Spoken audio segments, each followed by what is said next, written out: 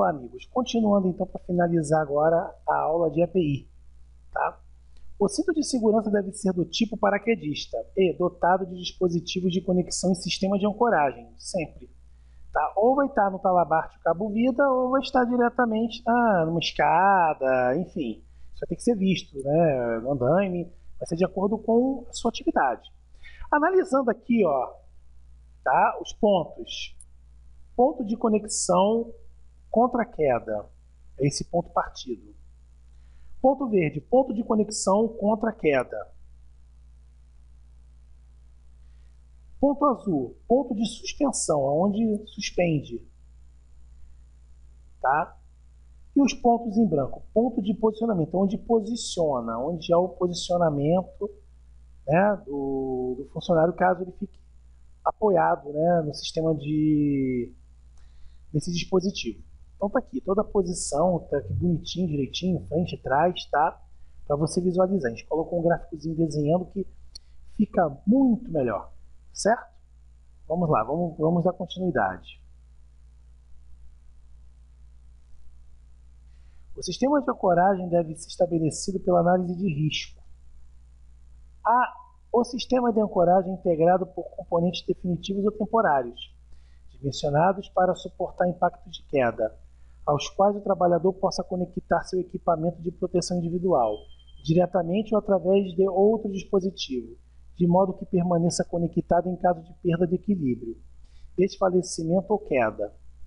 O ponto de ancoragem é o local para fixação de um dispositivo contra a queda. Pode ser um simples olhal de rosca, gancho de metal, talha de viga ou outro elemento estrutural com capacidade nominal adequada. Então, olha só. O sistema de ancoragem deve ser estabelecido pela análise de risco, sempre. O sistema de ancoragem é interligado por componentes definitivos temporários, dimensionados para suportar o impacto da queda. Tem que estar pronto para isso.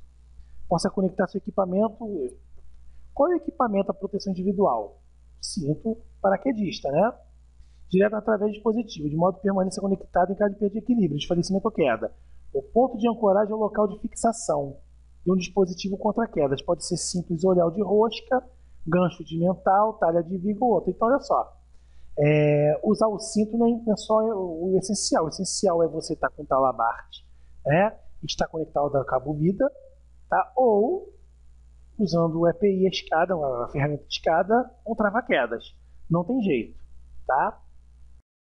O trabalhador deve permanecer conectado ao sistema de ancoragem durante todo o período de exposição ao risco de queda.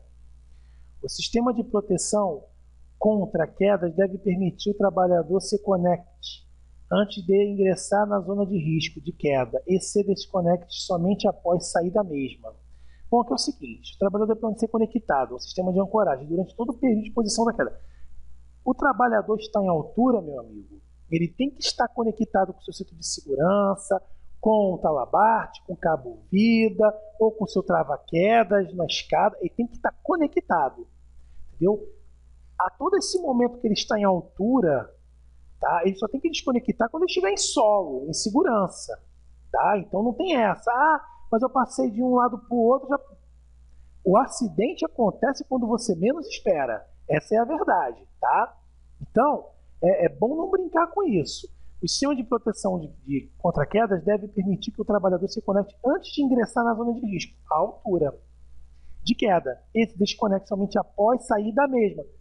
Você só vai desconectar o seu cinto, seu trava-queda, seu talabarte, tudo, depois que você voltar ao solo. Diferença de 2 metros para cima e para baixo, tem que estar usando o equipamento. Não confie. Tá?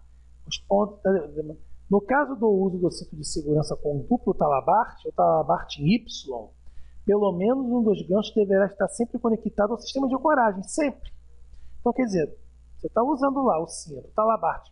Se você não tiver com nenhum ponto de ancoragem lá fixo, de nada adianta. Você tem que ter um ponto de apoio.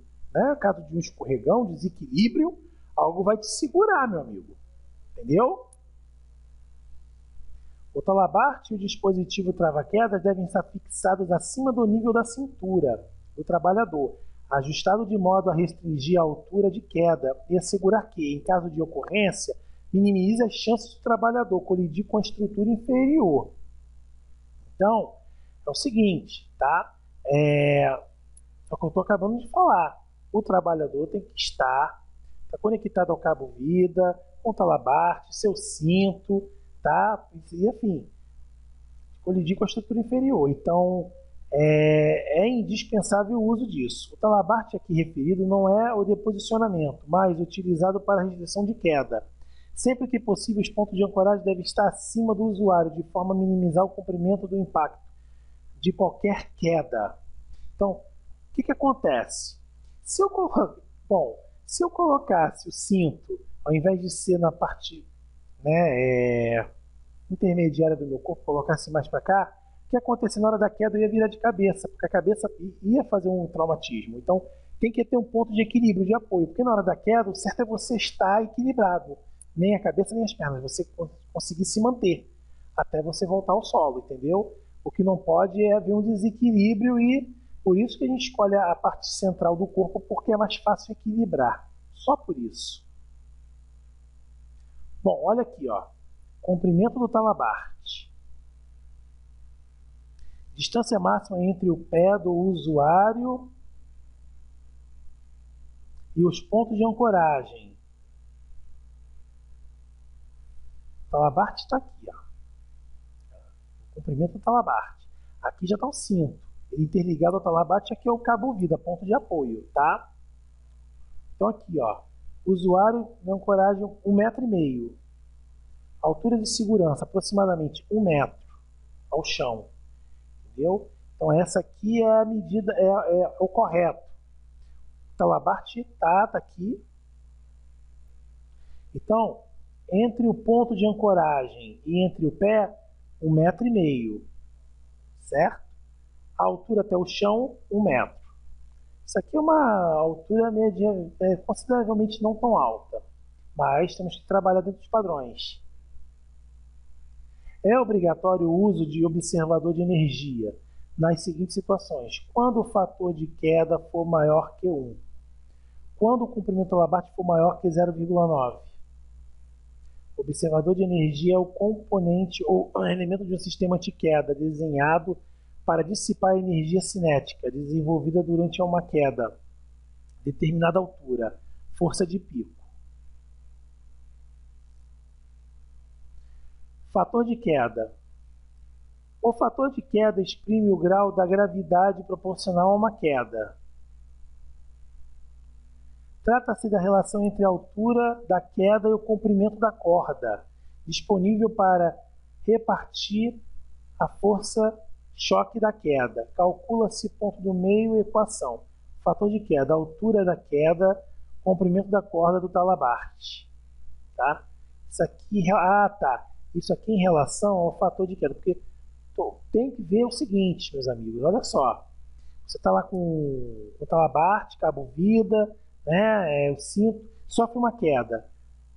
Bom, tanto o cabo-vida tem que ter uma medida, o talabarte uma medida, enfim, por quê? E ter uma certa resistência, para quê? Para ele suportar o peso na hora da queda, da pressão. Porque toda queda, com o peso, ela faz uma pressão. Então você tem que pensar tudo nisso, tá? Novamente estamos vendo aqui, ó, comprimento do talabarte, comprimento do observador, aberto, distância 1,5 m e abaixo 1 metro.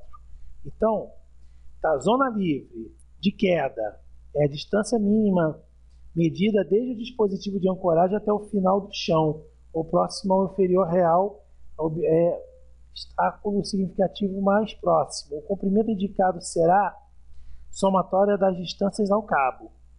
Então é o seguinte, zona livre. Então a zona livre é isso tudo aqui, ó. É a zona de ocupação, tá? Desde o início do talabarte até o chão. Isso é zona livre, tá? Quanto aos pontos de ancoragem, devem ser tomadas as seguintes providências: ser relacionados por profissional legalmente habilitado, ser inspecionados com a integridade antes da sua utilização, verificar se está pronto para uso. A seleção dos pontos de ancoragem deve ser realizada por profissional legalmente habilitado, que deve considerar a resistência do mesmo a relação à carga máxima aplicável, é importante saber o peso do funcionário antes de usar o cinto talabarte para ver se ele vai resistir na hora da queda da pressão aquele peso. Tá? Isso é importante demais. Quanto à inspeção dos pontos antes da sua utilização, esta pode ser feita por inspeção visual ou ensaios não destrutivos para comprovar a integridade do mesmo. Tá? Enfim, devem ser inspecionados e verificados todos os equipamentos. Emergência e salvamento. O empregador deve disponibilizar a equipe para respostas em caso de emergências para o trabalho em altura. O empregador deve disponibilizar a equipe apta para atuar em caso de emergências para trabalho em altura, que responda de acordo com o determinado no plano de emergências, não significando que a equipe é dedicada a essa atividade. Bom, assim, a equipe que trabalha com o trabalho em altura, ela não é totalmente voltada, formada para resgate, trabalho em altura, salvamento, mas tem que ter o conhecimento necessário na hora de uma emergência, né, os colegas. Por isso que a gente nesse curso estuda também a parte de primeiros socorros, isso é importante. A equipe pode ser própria, externa ou composta pelos próprios trabalhadores que executam o trabalho em altura, em função das características das atividades. Então, ser conhecedor dos problemas, né, e de um simples procedimento de primeiros socorros até chegar à equipe mesmo médica é fundamental, é importante. Por isso que vamos mais à frente estudar primeiros socorros também, tá? Entende-se por equipe própria aquela composta por trabalhadores da empresa. A equipe externa pode ser pública ou privada. A pública pode ser formada pelo Corpo de Bombeiros, Defesa Civil, SAMU e correlatos. A equipe privada pode ser formada por profissionais capacitados de emergência e salvamento. Em algumas situações, a equipe poderá ser formada pelos próprios trabalhadores que exercem trabalhos em altura, conforme definido no plano de emergência em função das circunstâncias que envolvam as atividades. Os trabalhadores deverão estar capacitados a realizar salvamento de emergência, resgate, inclusive autorresgate, quando possível ou viável. Então, quer dizer, a própria equipe ela já tem que estar capacitada a fazer um pequeno resgate, a fazer um salvamento se for possível, viável. Não ficar esperando uma equipe de salvamento, entendeu? Por exemplo, houve um incidente, a equipe com primeiro socorro já pode conseguir sanando os problemas, que é o certo, tá? Que é o certo. Por isso que eu falo, o conhecimento tem que ser dado. O empregador deve assegurar que a equipe possui os recursos necessários para as respostas às emergências. Os possíveis cenários de situação de emergência devem ser objeto de análise de risco, que repercutirá no plano de emergências, onde serão definidos os recursos necessários para as respostas às emergências. A utilização de equipes próprias, externas, públicas ou mesmo com os próprios trabalhadores deve considerar a suficiência desses recursos. Tá? Então, quer dizer, a equipe de emergência ela pode ser pública ou privada, fica a opção do empresário, tá? Do empregador. Agora, claro que a equipe de emergência ela tem a sua limitação, até enquanto chegar uma equipe médica, no caso de acidente muito grave. Tá? É aquilo, a gente vai trabalhar primeiros socorros, a gente vai trabalhar medicina. Tá? Tem que ficar claro isso. Está aqui ó, o uso do tripé. Né?